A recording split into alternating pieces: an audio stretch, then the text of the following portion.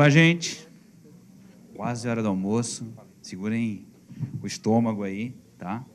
Vai ser bem legal. Vai ser um bate-papo interessante. A Polly me apresentou aí agora, né? Eu sou professor, trabalho com inovação há 20 anos, com o mundo digital, desde que começou digital. Eu dei uma sorte danada quando eu comecei a trabalhar, que me pegaram, primeiro emprego, foi lá no Bradesco, lá em São Paulo, e me colocaram no time que desenvolveu o primeiro Internet Bank do Brasil.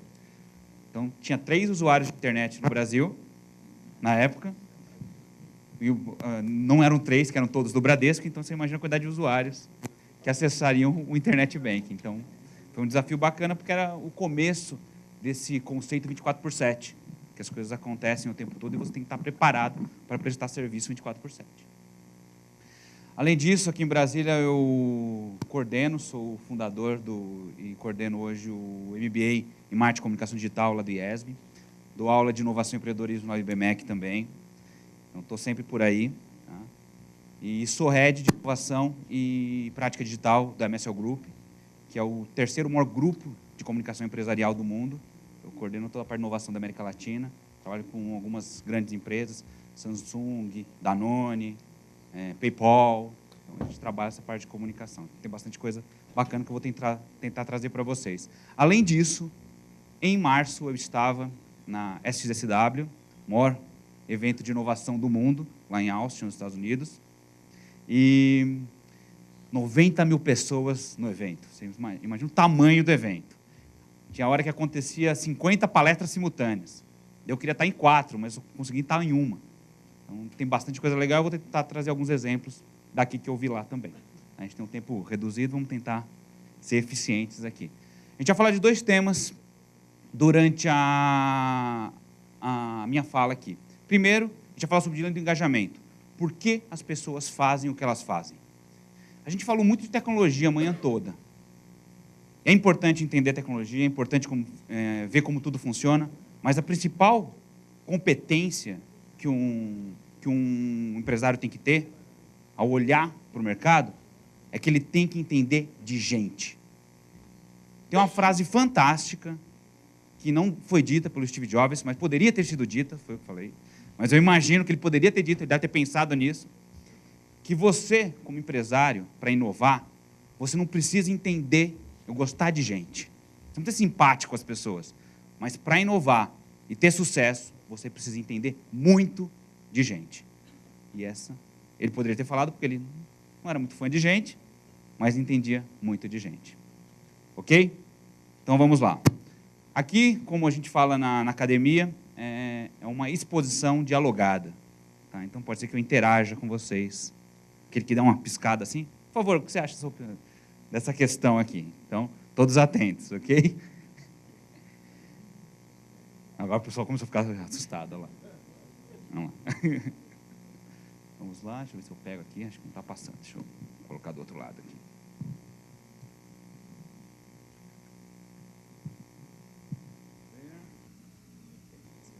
Essa aqui é uma foto já antiga, né? Mas que mostra bem o nosso momento. A posse do Papa em 2005 e a posse do Papa em 2013. Mudou um pouquinho, né? As pessoas estão muito mais conectadas. E nesse cenário, tudo acontece ao mesmo tempo agora.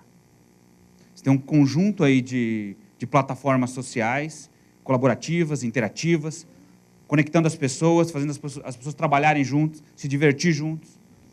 Tinha uma preocupação muito grande, conforme a internet ia penetrando mais no dia a dia das pessoas, que era que ela ia isolar os indivíduos. Hoje essa discussão nem mais acontece.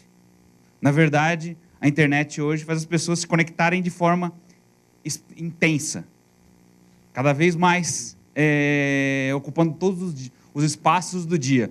Antes você tinha assim, marcava um happy hour no final do dia, encontrava os amigos. Agora você encontra o amigo o dia inteiro. Você fica sabendo que ele está em tal lugar, que o nenê dele aconteceu alguma coisa com ele, levou para o médico, seu WhatsApp apita, seu Facebook apita, e por aí vai. Né? Então, tudo ao mesmo tempo agora. E o empresário, nesse cenário, precisa se adaptar. Nesse mundo que é um mundo tecno-social. Muita tecnologia e muito social. Outra característica desse ambiente é que a gente tem a atenção desse público, do empresário, fragmentada. Cada vez a gente tem mais fontes de informação. Se você olhar 15, 20 anos atrás, o indivíduo comum tinha 10, no máximo 10 fontes de informação. 3, 4 emissoras de TV nacional, 1 ou 2 jornais, 1 ou 2 rádios para ouvir, 1 ou 2 revistas, 10 fontes. Hoje são milhares e milhares e milhares e milhares de fontes de informação. Isso faz com que o indivíduo tenha que fragmentar e selecionar o que vai consumir. Porque o dia tem 24 horas e só se ocorrer um deslocamento do eixo da Terra nos próximos tempos, que a gente aumente o número de horas do que a gente tem no dia, a gente vai continuar tendo 24. O indivíduo tem que compartilhar o tempo dele nesse processo. Problema: mais informação, menos atenção. Então, o empresário aqui tem um desafio fantástico. Ele está lá pulando na frente do seu público, do seu cliente, e ele tem que fazer com que esse público olhe para ele. Só que, como tem milhares de fontes de informação, ele tem que dar, além de se fazer muito direitinho, ele tem que dar sorte, que na hora que ele lança a mensagem, lança a comunicação, o indivíduo percebe. Então, a gente tem uma queda drástica da atenção do público. Por isso que todas as estratégias de marketing tradicional cada vez são menos efetivas, porque elas foram criadas num ambiente onde existia mercado de massa, mídia de massa. Hoje não existe mais mídia de massa. Existe um conceito que eu tenho trabalhado em alguns artigos, que são nichos de massa. Quem é que lembra daquele sertanejo que faleceu, que eu matei várias vezes o Cristiano Ronaldo, mas não era o Cristiano Ronaldo? Cristiano Araújo, né? Cristiano Araújo. Eu lembro até hoje que... Quem foi? Cristiano Ronaldo. Então, é isso aí. É essa mesmo. Quem é esse cara? Esse foi um fenômeno interessante. Saiu uma matéria no New York Times, na semana que ocorreu o acidente, falando o seguinte: o cantor de milhões, que milhões não conheciam. Isso é um fenômeno. Mais informação, menos atenção, e as pessoas estão selecionando o que consomem, os canais de consumo de informação. Redes sociais, WhatsApp, e por aí vai. Isso faz com que você ache que você é de massa, mas você é de um nicho de massa. E os nichos estão cada vez maiores por causa disso. Então, toda estratégia de mídia de massa que a gente usava lá atrás não funciona mais, porque não existe mais mídia de massa. Olha que fenômeno interessante. Essa é uma pesquisa de uma agência que analisa o impacto do Super Bowl todos os anos. Para quem não conhece o Super Bowl, alguém pode me ajudar? O que é o Super Bowl? Isso aí, final do campeonato de futebol americano. É a maior audiência da TV americana no ano e o minuto mais caro para se colocar publicidade no intervalo do jogo. É um super intervalo, né?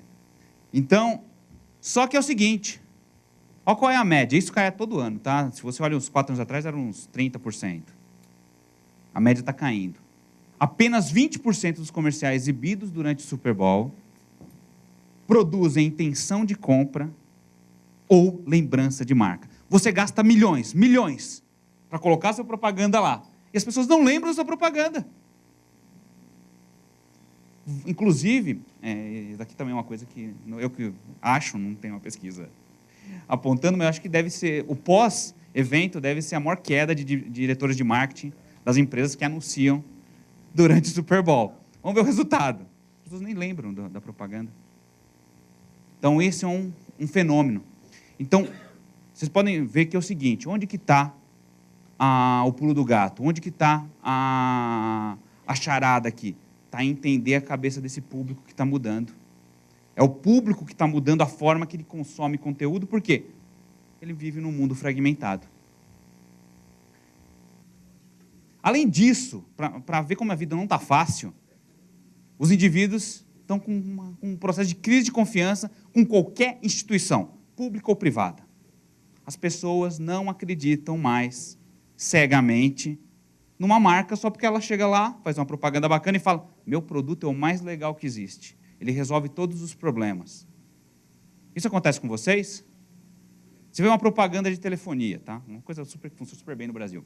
Uma propaganda de telefonia na TV, falando que tem o melhor 4G do mercado, que nunca cai, funciona em todo lugar, está sempre veloz e rápido.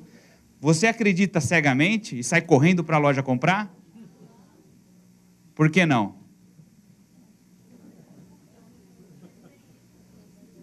Por isso, a própria estratégia, a própria receita de bolo do marketing tradicional criou essa situação. Porque com quem eles aprenderam? Qual que é o nome do marqueteiro do Hitler lá? O Goebbels? Goebbels, é isso aí. Goebbels. É isso aí. Então, todo o marketing é baseado no que ele fazia. Qual que é a frase mágica dele? Se você repetir 1000 vezes uma mentira, essa mentira vira verdade. Kotler podia ter falado: esquece, essa era a definição de marketing. Repete até a pessoa entender. Capturar e transformar aquilo numa verdade. Só que num mundo fragmentado, onde você não está sempre olhando para a mesma fonte de informação, e que você não coleta a sua informação da marca, você coleta informação no Reclame Aqui, nos WhatsApps da vida, dos indivíduos que estão em volta de você, não adianta você só repetir, porque a mensagem ela vai ser diferente em cada canal.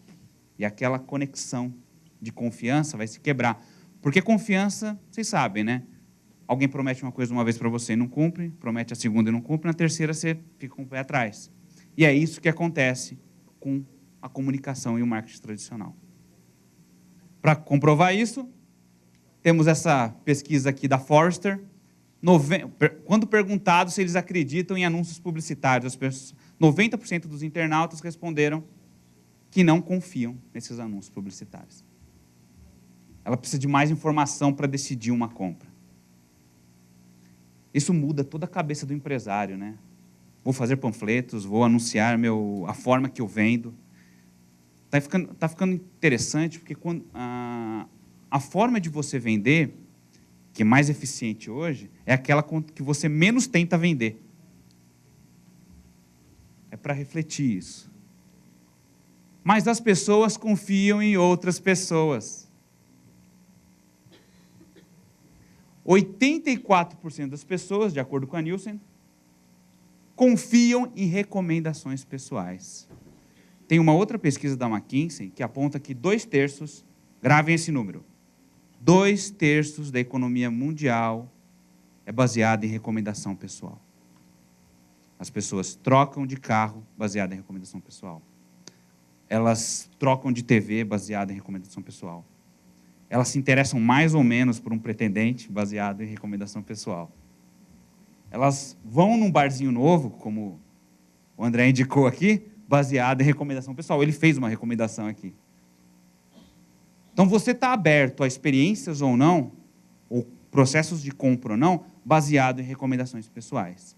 Aí eu pergunto para vocês, quanto do orçamento de marketing dos nossos empresários é direcionado para gerar recomendação pessoal positiva?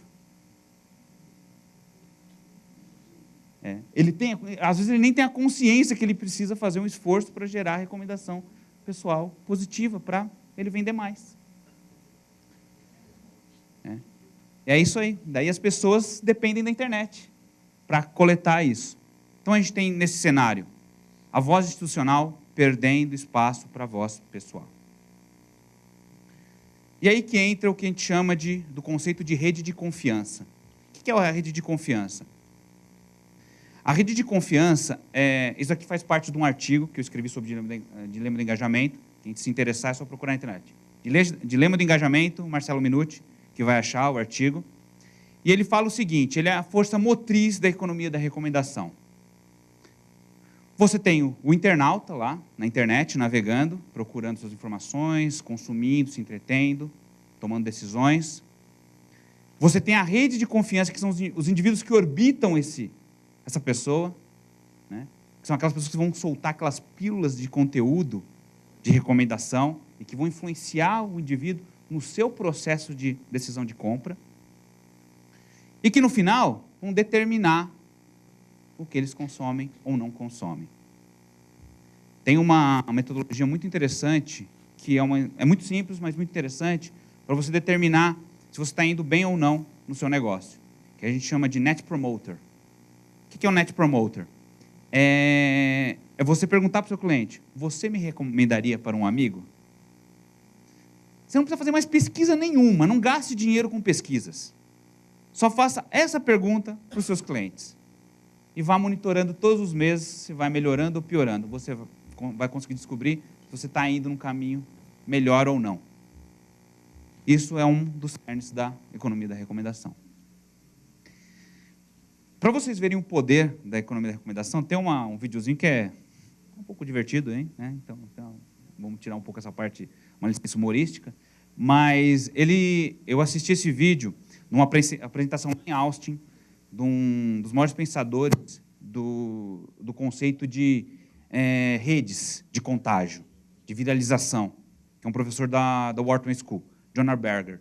No Brasil, o livro que está em português chama Contágio. Se alguém se interessar pelo assunto, eu recomendo. Ele colocou esse vídeo lá. É um experimento social. Primeiro, ele criou um espaço onde tem uma fila. Ele abre uma fila ali, só que ninguém sabe para que é a fila. Enquanto ninguém vai lá, a fila fica vazia.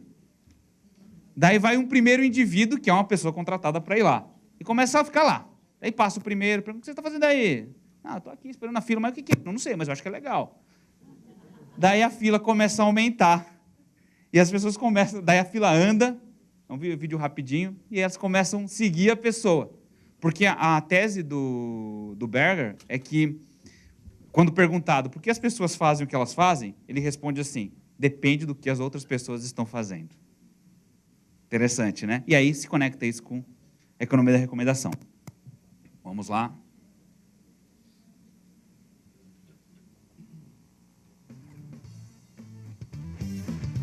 After 15 minutes, nobody got in line. Seems like people would rather follow a trend than set one. So we've asked a conspirator to help us prime the pump a little by starting the line. Would the sight of just one person be enough to get you to join? What do you think other people will do? Will anyone actually get in line? What's going on? I was told to come in line, so I'm not sure, yeah. Oh, okay, cool. Oh no, she didn't take the bait. As the minutes tick by, people are curious, but cautious. It looks like no one is going to join the line. What's up, man? How about these two? I don't know what it's for. I think it could be something good, but The line starts. yeah, I just saw a sign. Yeah, come on, you'll be second, third people. Get in line. Eles não Will they sabem join para the que é a line even fila, though mas they foram have para a no fila. idea what they'd be waiting for? They're in. We've got them. And now that these two joined the line, Chega mais the um. floodgates are open. Huh? People just can't resist joining in. What is it? Looks like it could be something fun. Is it free? And the longer the line got, the more others wanted to É que é join. de graça. Remember, these people have no idea what they're waiting for. What's this line for? I think it's an event or something. All it took was one person, and now we've got a crowd of random strangers. This phenomenon is known as informational social influence, and it occurs when you rely on others Esse é to o John determine your Berger, course of action. da Wharton School. You're much more likely to use social influence when the situation is ambiguous, such as in a crisis, or when you're uncertain about what to do. And as you can see, even without a clear reason for waiting, There's no description, no nothing. our line grew and grew and grew. It's time to get this show on the road. Opa, agora Where vamos. to exactly? Oh, we moving! Now that the line is moving, we wanted to see if people would follow along even though they had no idea where they were going.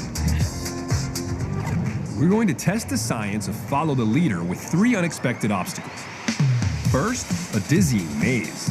Where are we going? And even though the path makes no sense, no one is getting out of the line. Do you think these people will realize they're going nowhere fast? Looks like they're in it for good. Now for the next step, We put tape on the ground to see if people will jump over it just because they saw someone else do it. Think they will? Por que você tá pulando? Porque todo mundo tá a pulando. spinning jump. 3 points for style. E aí vai. O vídeo é maior, então eles pulam amarelinha, eles fazem um monte de coisa. Tem aqueles colares de havaiano. E no final fala, valeu, gente, foi bom, foi isso daí. Quê? É isso aí. Você vai no embalo. É o contágio. Né? O contágio é o efeito manada. Né? As pessoas fazem. E a gente tem que pensar nisso. Então, nossas estratégias de captação de público para os nossos serviços deveriam trabalhar o contágio social como ferramenta. Essa ação que eu estou fazendo, ela contamina as pessoas para que elas gerem recomendações e tragam mais pessoas? Para a gente refletir um pouco. E a gente tem os hubs de influência, né? Às vezes, para você contaminar um público, um por um, é muito mais difícil. Compensação, se você acerta alguns hubs de influência, você espalha isso daí a um custo muito menor que você teria ao fazer isso um por um. E aqui, isso aqui é o modelo que descreve o dilema do engajamento. Antes de começar, esse com base no meu artigo, e o artigo ele é baseado num cara que escreveu um outro artigo, Mancur Olson, que é um cara que escreveu o artigo em 73, não existia nem internet na época, só que o nome do artigo dele era O Dilema da Ação Coletiva. E ele pensou o seguinte, ele analisou os sindicatos ingleses. Por que você tem lá uma greve, a empresa tem 10 mil funcionários e vão só 100 para frente da fábrica? Ele queria entender o que leva a pessoa à ação e outras resolvem não participar daquilo. Aí eu trouxe esse conceito para dentro do mundo digital. Então, a gente tem a primeira variável, que é a participação e engajamento, baixo ou alto. A segunda variável é a percepção do custo-benefício. As pessoas se engajam mais conforme elas têm uma percepção de um custo-benefício. A relação de custo-benefício pessoal para ela é maior. E quanto mais você consegue fazer isso e entregar o que eu chamo de benefícios individuais à participação, mais você traz as pessoas para comprar, para recomendar, para interagir ou para levar as pessoas para onde você quer que elas vão. Então, você tem alguns benefícios individuais aqui. Reconhecimento. Muitas pessoas se envolvem porque esperam reconhecimento. Não é dinheiro, elas querem reconhecimento. Quantas políticas de recursos humanos a gente sabe que funcionam muito bem quando você trabalha o reconhecimento? As pessoas se engajam mais mesmo sem precisar dar aumento salarial. Ganho financeiro, que é o padrão. Satisfação pessoal. Por exemplo, quando você fala de ONGs, onde você tem a filantropia como base. Só da pessoa ter uma satisfação pessoal em doar algo para alguém que ela acredita que precisa, ela está recebendo um benefício em troca, que é a satisfação pessoal. Essa era a tese do Olson. As pessoas só fazem coisas porque elas recebem algo sempre em troca, mesmo que seja só satisfação pessoal. E sensação de pertencimento, que é uma das mais poderosas da internet. Saiu uma pesquisa logo após a aprovação da lei da ficha limpa e teve uma mobilização digital gigantesca, né, do ficha limpa. E foi identificado que quase 80% das pessoas que compartilharam, se engajaram, fizeram um monte de coisa apoiando o ficha limpa, não sabiam o que era o ficha limpa. Mas só que os amigos deles estavam fazendo. Estava todo mundo fazendo isso, então deve ser cool, deve ser legal fazer isso. Então, eles se envolveram por causa do efeito manada. E quanto maior, melhor. E o que a gente tem percebido? Que essas plataformas colaborativas, elas são ambientes super propícios para isso. Então, quando você coloca lá uma fotinho, pensa lá, você está lá no Facebook de bobeira, vou colocar uma foto aqui. O que você espera que aconteça quando você coloca uma foto lá? Que o povo curta. Se no primeiro dia você coloca uma foto, não acontece nada. E daí no segundo dia, você vou tentar de novo. Você coloca outra foto e não acontece nada. O que você faz no terceiro dia? Você cancela, vai para a terapia e desiste daquilo. Uma indireta, porque aquilo está te incomodando. Você espera algo das pessoas que habitam aquele ambiente social. Então, a todo momento, as redes sociais elas funcionam com esses estímulos. As pessoas esperam benefícios individuais. E essa é a pergunta básica. Atenção. E aí, de várias formas. Essa é a pergunta básica que o empresário tem que fazer quando ele está trabalhando para conquistar seu público. Quais são os benefícios individuais? Ela veio aqui com a plaquinha, porque como eu estou aqui, ela deu a volta com a plaquinha. Falta 5 minutos. Acabando o tempo. Tá, agora eu vi. O que eles estão esperando? A pergunta que ele tem que responder. Quais são os benefícios individuais que o meu público espera receber em troca para se engajar com o que eu quero que ele se engaje? Comprar algo, recomendar algo, fazer alguma coisa. Se você não tem essa pergunta bem respondida, como você vai montar uma estratégia de vendas efetiva sem saber isso? Então, são uma pergunta... Se você tiver 2 perguntas, a primeira que eu falei lá atrás, do tal do... Se você recomendaria o produto para um amigo, e essa, você resolve grande parte dos seus problemas de estratégia de negócios. Ok, terminamos o primeiro bloco, porque vocês podem perceber que são 2 palestras. Bem rápidas. Terminei antes dos 5 minutos, não foi? Alta eficiência. O segundo, ele tem a ver com isso. Porque, como eu disse, você precisa entender de gente para inovar, para criar coisas diferentes, para entregar o que as pessoas realmente esperam de você.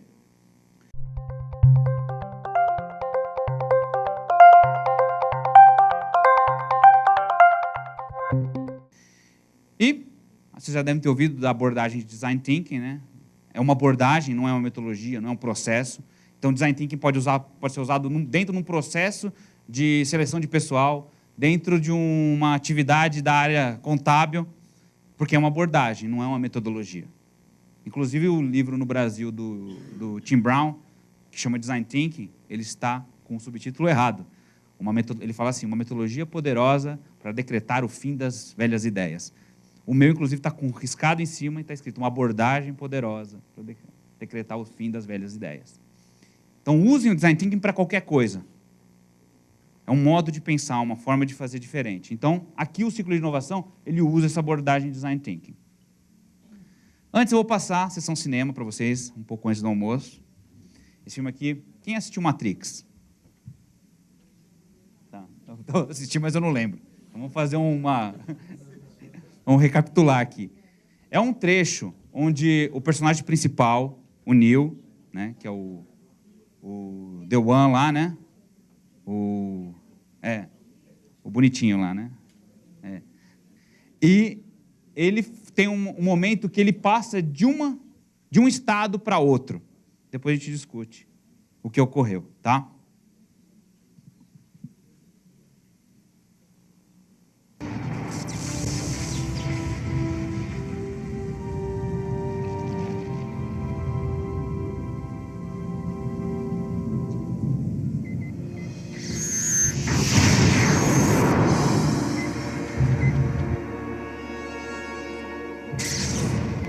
Get up.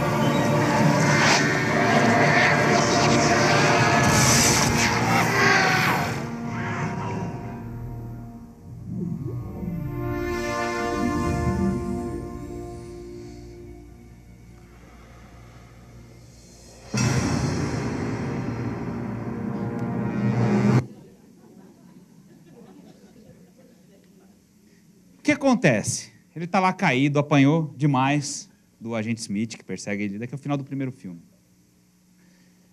Ele persegue ele o filme inteiro, ele sempre foge toda vez que ele vê o agente Smith, porque ele não tem condições de vencer o agente Smith. No final aqui, vocês percebem que ele cria lá uma força fantástica e destrói o agente Smith e bota os outros para correr. O que aconteceu na cabeça dele para ele passar de um estado onde ele tinha uma dificuldade de vencer para um estado onde ele tinha facilidade de vencer? Ele despertou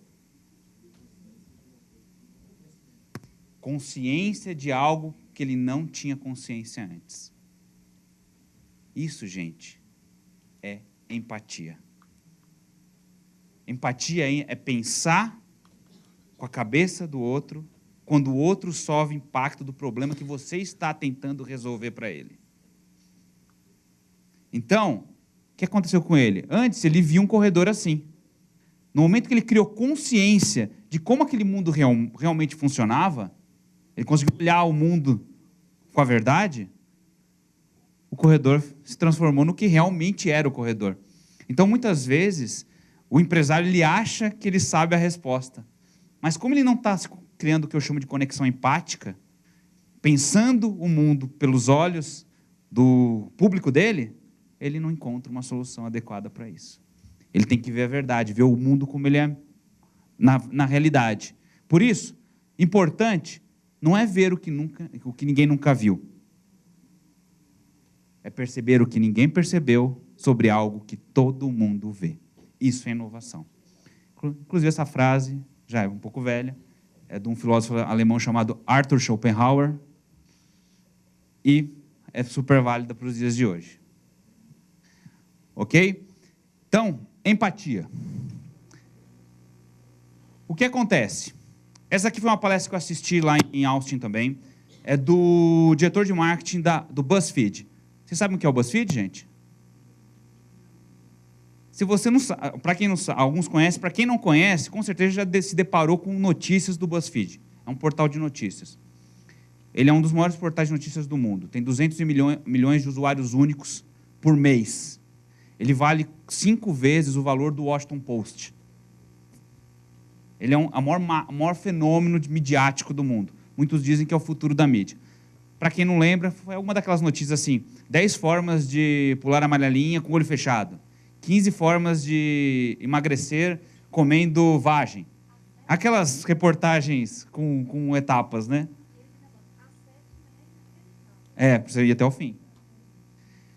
Mas só que eles contrataram muitos jornalistas sérios do mercado e montaram uma área de jornalismo investigativo. Então, vários furos de reportagem estão saindo do BuzzFeed hoje já.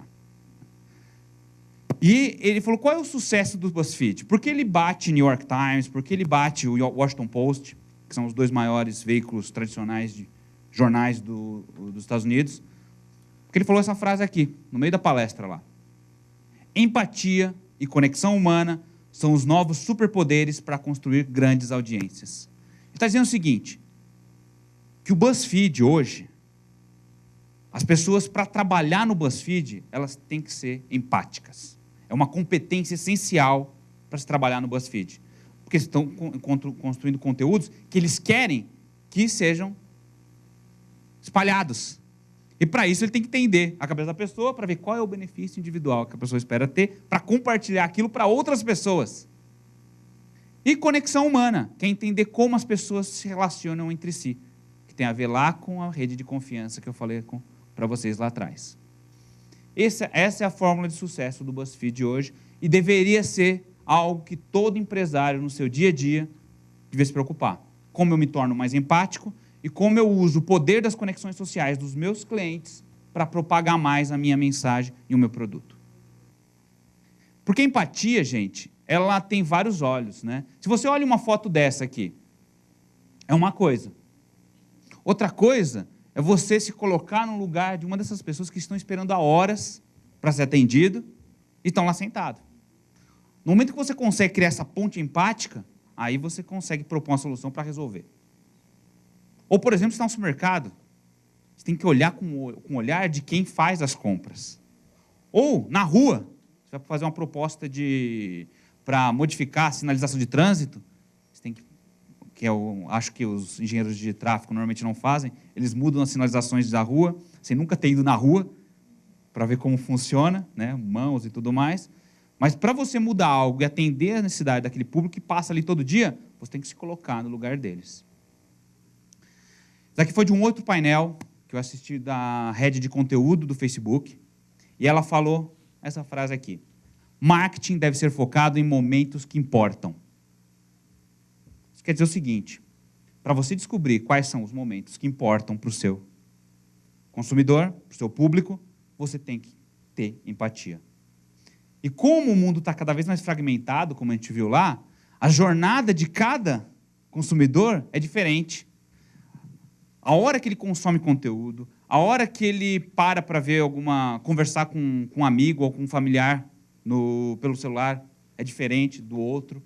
Então, as jornadas individuais estão cada vez mais customizadas e diferentes umas das outras. Então, entender o que importa para cada um desses indivíduos é fundamental para você criar soluções que façam sentido para ele.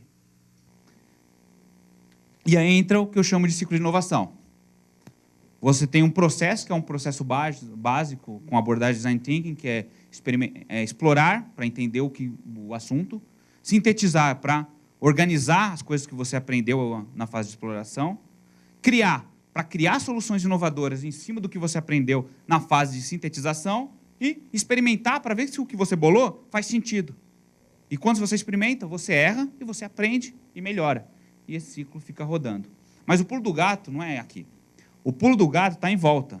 São as forças disruptivas. São desestruturadas, não são organizadas, elas estão por todos os lados e estão pressionando modelos de negócio, pressionando a forma que as pessoas agem, pressionando o comportamento dos nossos públicos. E isso é fundamental para você, no final, conseguir a tal da conexão empática. Pensar o problema pelo olhar de quem sofre o impacto do problema. E quais são os tipos de forças disruptivas? De mercado, mudanças de comportamento do consumidor, né? As pessoas se comportam diferentes em momentos diferentes. Tem um conceito de rede social que vale para o mundo fora do ambiente digital, que são das múltiplas personalidades. As pessoas se comportam diferente em ambientes sociais diferentes. O mesmo indivíduo que está lá no futebol com os amigos à noite, fala besteira, escrachado. Quando ele está em casa com a esposa, ele está pianinho. Com os familiares, bonzinho lá. Por quê? Ele tem uma roupagem social adequada para cada ambiente social. Então, quando você leva para a rede social da internet, o mesmo cara que está lá sem camisa, dançando em cima da mesa e colocou uma foto no Facebook no domingo, é o indivíduo que tem uma foto de gravata no LinkedIn. Então, ele se comporta de maneira diferente em ambientes sociais diferentes. O seu grupo da família é diferente do WhatsApp, é diferente do grupo dos amigos. E o empresário tem que entender essas variações de comportamento. E isso tem a ver com o mercado, é a mudança de comportamento das pessoas, como elas consomem. Então, você tem que estar olhando. Isso daqui, normalmente, é o que as estratégias de marketing tradicionais já trabalham, né? Você fica olhando para o comportamento das pessoas para ver se você identifica alguma tendência para adaptar seu modelo de negócio ou inovar em cima daquele comportamento. Um outro é a forma que as empresas trabalham. É o tal do benchmark, né? Você olha para as empresas e vê como elas produzem. Então, por exemplo, Toyota. A Toyota não inovou no produto final do carro, né? Pô, um carro com design diferente ou que tem 10 portas em vez de 4. Não é um produto diferente, é o carro que é carro. Em compensação, eles inovaram na forma de produzir carros, que é o tal da linha de produção enxuta. Então, enquanto a GM produzia 10 carros numa linha de produção tradicional, eles produziam 50 no mesmo tempo. Isso foi o que transformou na Toyota na maior empresa de produção de carros, montadora do mundo. Ela não inovou no produto final, ela inovou na forma de trabalhar. Isso é uma força disruptiva orientada às empresas. Regulatório. As leis também impactam. A gente tem Uber aí, Airbnb aí. Então, conforme as leis mudam ou se adaptam, Elas pressionam modelos de negócio e formas que você pode inovar no seu dia a dia. E, o óbvio, a tecnologia. A tecnologia eu gosto de falar que é o seguinte, tem uma diferença entre o inventor e o inovador. Qual a diferença? Alguém pode me ajudar aqui? Qual a diferença entre inovador e inventor? O que vocês acham, gente? Cria, o inventor cria. E o inovador? Hã? Chegou mais próximo. Implementa. Tem também a ver. Isso. Inventa. Juntando aqui várias coisas, juntando tudo que vocês falaram aqui, foram vários, que tem associado com a inovação. Inventar é aquela cultura do professor Pardal, né? Os Estados Unidos tem muito isso, aqueles inventores de garagem. Você fica lá inventando. Mas só que ele não é um inovador. Porque para ser um inovador, você tem que criar algo que seja viável, funcional tecnicamente, viável economicamente, e que, além disso, as pessoas desejem. Não só você ache legal aquilo. E aí, automaticamente, como o Márcio falou ali, para você ser rentável fazendo isso. Então, as empresas não precisam de inventores, não. Elas precisam de inovadores. Precisa de gente que tem ideia, que inventando coisas. Precisa de coisas que sejam executáveis, realizáveis. Como a Lélia disse aqui. Ok? Então, gente, pensem, você lembra do desenho anterior lá, né? Olhando para lá. Pense que você tem um processo para inovar dentro da empresa, uma forma de trabalhar. Mas ela tem que ser direcionada para o seu mapeamento e entendimento das forças disruptivas. E tem quando você fala de inovação está totalmente associada a aprendizado, a conhecimento. Pessoas com maior conhecimento ou maior nível de aprendizado inovam melhor que pessoas que não têm um nível de conhecimento tão alto. Por quê? Quando você cria alguma coisa sem ter conhecimento daquilo, você não é inovador, você é um palpiteiro. Você tem que ter o conhecimento profundo para poder inovar. E por isso que o ciclo envolve experimentação, aprendizado e por aí vai. Ok? Para quem quiser pensar um pouquinho nessas forças disruptivas, eu fiquei lá 10 dias em Austin. Assisti milhares eu tinha que ser ninja, né? Milhares, mas dezenas de palestras. E aí, eu gravei alguns videozinhos da SXSW. Quem tiver interesse, aí falei sobre realidade virtual, sobre inteligência artificial, dá até medo só de lembrar do que aconteceu lá. Internet das coisas, Big Data, empatia, marketing baseado em momentos. Então, são vídeos curtos, de no máximo 5 minutos, só procurar na internet. Marcelo Minuti, SXSW, você vai encontrar os vídeos lá, ok? Aqui, gente, daqui foi uma sorte danada. Vocês estão vendo aqui eu com esse japa aqui?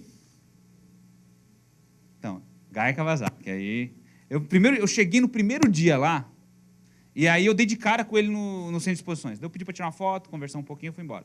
No dia seguinte, ele me reconheceu, na hora que eu estava gravando o vídeo. Ele veio por trás, fez uma careta, e eu acabei conversando rapidamente com ele ali. Sabe quem é o cara? Ele foi evangelizador-chefe da Apple. Inclusive, no último filme do Jobs, que ele mostra 3 momentos do Jobs, em 3 lançamentos de produtos. No último, a menina, que é a Kate Winslet, que é a assessora do Jobs no filme, ela vem falar, olha o que o Guy Kawasaki escreveu aqui na Macworld, que era a revista que falava sobre Apple na época. Daí eu encontrei o cara lá, foi até emocionante. Ele mediou alguns painéis e também deu algumas palestras. Mas quem tiver interesse, são vídeos curtos, e eu falo um pouco dessas forças disruptivas. Isso é uma coisa que a gente tem que acostumar. A gente tem que acostumar a consumir conteúdo o tempo todo. Porque como o mundo está mudando cada vez mais rápido, a probabilidade do que você sabe ficar obsoleto na semana que vem é grande. Então, a gente tem que ficar olhando para isso drasticamente. Estou fechando. Aqui a SXSW tem uma área de startups. Né? Ela trabalha muito com empreendedorismo. E aqui foram algumas startups que ganharam lá as rodadas de aceleração que eles fizeram. Essa daqui, gente, eu achei interessante. Tá? Essa daqui como a gente disse lá atrás, é você cortar intermediários, é o que está acontecendo em muitos mercados, né? Que é o que se prega quando você fala de desbancarização. É você cortar o banco do caminho e fazer o relacionamento entre o consumidor e a pessoa que, por exemplo, dá um empréstimo. Então, tem plataformas já, no Brasil, inclusive, que fazem isso. E esse daqui é o M-Urgency. O que ele faz?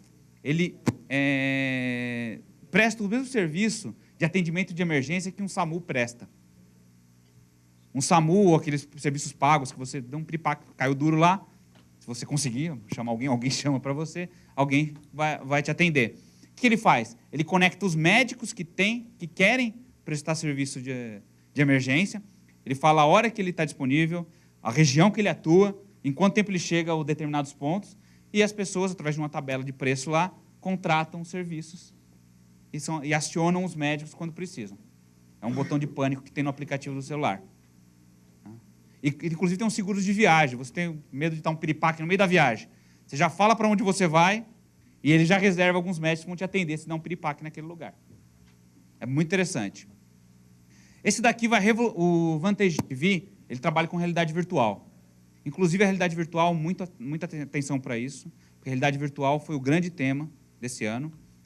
E alguns visionários dizem o seguinte, que a realidade virtual deve substituir as TVs das salas de TV das pessoas. Daqui a uns tempos, você não vai ter mais uma TV. Você vai ter um óculos de realidade virtual, tipo aquele ali, sentar no sofá e colocar o óculos em vez de ligar a TV. Então, as fabricantes de TV já estão se preparando para inventar um mundo pós-TV, sem aquele quadrado feio que fica na nossa sala. Sala? Não precisa, né? E agora você vai ver que não vai precisar para uma coisa, precisa ir num show do YouTube, vai precisar da sala. Tá vendo é uma outra startup, a Vantage TV, o que ela faz? Ela vende ingressos de shows tipo Lollapalooza, grandes festivais, em outros países que você não iria, porque geograficamente é distante, e você assiste o show de cima do palco. Você coloca lá seu óculos, entra no ambiente e você fica lá no meio da galera. Lá o guitarrista lá, o baterista do lado deles. Por quê? Está cada vez mais barato a tal das câmeras 360, né? Então, hoje, você vai na loja e consegue comprar uma câmera 360. Elas capturam a imagem em 360. E o serviço pega essa imagem e distribui em 360 também. É muito bacana. Tá? Fiquem de olho nessa questão da realidade virtual integrado com a internet das coisas e inteligência artificial. Aqui a última é um serviço de empréstimos, né? Você compra empréstimos, lá nos Estados Unidos é possível, empréstimos de hipoteca, né? Inclusive a crise de 2008 foi por causa disso, né? Então você compra as dívidas de outras pessoas e tem uma rentabilidade em cima disso. Essa startup ela não tem instituições financeiras no meio. Saiu uma legislação nova lá, onde ela consegue comprar e quebrar isso em lotes de $100 e qualquer um pode comprar e aplicar nisso. É o que está acontecendo aqui no Brasil com a tal da Bisa. O fundador do Nubank, que é aquele cartão de crédito que não é de banco, ele investiu, inclusive, nessa outra empresa, e ela faz com que o cara que quer pegar um empréstimo se conecte diretamente com aquele que quer dar um empréstimo. E ele faz a ponte, daí você não precisa do banco para isso. Ok? Essa aqui é a estrutura do ciclo de inovação, né? As etapas, bonitinho. Também tem na internet, só procurar lá, ciclo de inovação, caminho da inovação, vocês chegam nesses materiais, está tudo público. E entender que o ciclo de inovação, para que ele funcione, você precisa de empatia, colaboração, pensamento visual e experimentação. Por quê? Para acelerar a forma da inovação. Daqui são algumas sessões que eu conduzi, onde tem pessoas trabalhando aí para gerar ideias em cima do modelo do ciclo de inovação. Mais pessoas. Para fechar, gente, vocês entenderem como empatia é importante. Quando você pensa em banco, em serviços de banco, você pensa já em Big Data, automatização, né? Parece que a solução para o banco é automatizar o máximo possível para reduzir custo e atender as pessoas em todos os lugares. Mas quando você vai para entender a cabeça do indivíduo, principalmente para o público que é mais velho, que não tem facilidade com esse mundo digital que aparece aí, você não tem soluções que auxiliam. Aquele senhor que vai buscar a aposentadoria no caixa e fica 10 minutos ali, precisa chamar um atendente para ajudar. Existe um público muito grande que essa inovação toda não está atendendo. Inclusive está marginalizando essas pessoas. Essa é a solução de um banco canadense, que eles é uma ação de comunicação de marketing, mas eles tentam humanizar o caixa eletrônico. E com as tecnologias de inteligência artificial e internet das coisas evoluindo tão rápido, pode ser que isso vire realidade no futuro, ok?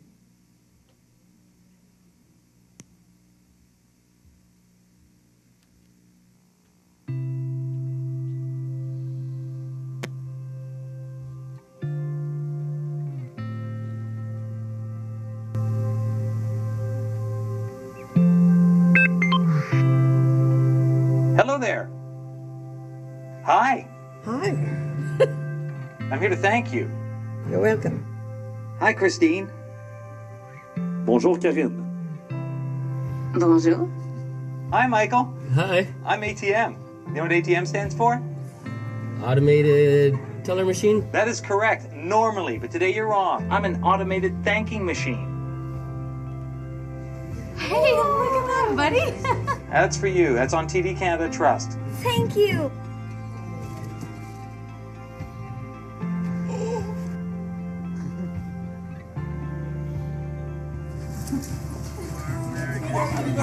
Ooh, selfie. Get my good side. There's a slot that's opening Oh up. my goodness. Never in all my life had such a beautiful surprise. Yeah, you've been helping your daughter out, is that correct? Yes. We've got something for you, Christine. Something's about to come out there. Those are 2 piggy banks. Those are for your kids. Well, we've got a little something for you because you're a famous customer. We know you love the Jays so much. Look on the other side of me. There's another slot. Oh, it's going to open up. On the left side there. Yeah, it's going to open up. That's awesome. She's my only daughter. She has cancer and she had an operation on Tuesday. We wanted to thank you in a very specialized way. There's actually a card coming out for you right there. And if you look inside each piggy bank, there's a check for $1,000 to start an RESP for each of your kids. No way! Yes. Yeah, For right. that outfit. Well, the thanking's not done, Christine. What? Here's the thing. If you tell your kids, hey, here's an RESP, they'll be all, nah. But if you tell them you're taking them to a place like Disney, No. yes, you're taking your kids to a magical place in California, Christine. I've never been able to take our kids anywhere. Oh. It's wonderful that you've been with us for so long. That we got somebody who might want to talk to you for a second about that. Oh my god. During this time, we have come to know how giving, loving, and supportive you are, especially to your daughter in Trinidad. She's a lucky woman to be able to call you mom. So I just threw you a ball, but Sunday you'll be throwing me a ball. Oh my god. You'll be throwing out the first pitch. That is awesome. That is awesome. I got goosebumps right now. Actually, Dorothy, could you lean in for a second? Because I have a secret to tell you. Just lean in very close. We want you to thank her yourself. So we've got something coming out of the slot right now. Something right there for you. And those are tickets. Those are tickets to Trinidad. Are you serious? I am serious. You're going to go see your daughter in Trinidad. That's very... Yeah. Oh, thank you, Dorothy.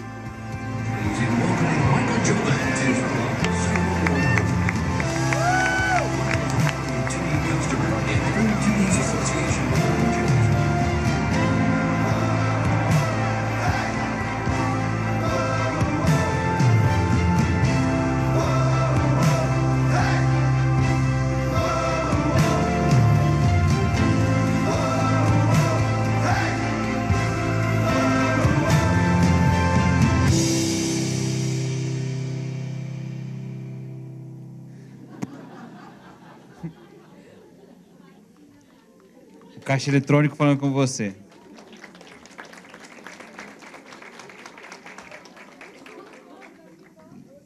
Gente, não adianta nada a gente dominar Big Data, internet das coisas, realidade virtual, todo esse monte de tecnologia que faz um monte de coisa bacana, se não for para criar soluções mais humanas para humanos.